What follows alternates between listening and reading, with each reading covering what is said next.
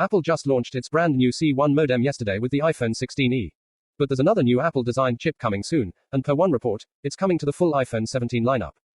Rumors have indicated for a while that Apple's connectivity ambitions have contributed to a couple main internal projects. There are the 5G modem projects, which include the new C1 and future C-class successors. But Apple has also been working on its own in-house Wi-Fi solution, and per a new report it's ready to debut in the full iPhone 17 lineup. Ming-Chi Kuo writes in a post on X.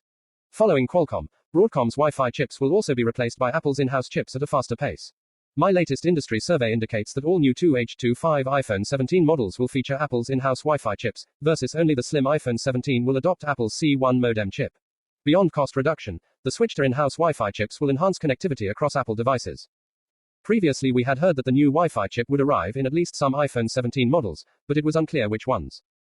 Now, it seems that Apple plans to replace Broadcom's Wi-Fi chips in its entire fall iPhone lineup, including the iPhone 17, 17 Air, 17 Pro, and 17 Pro Max.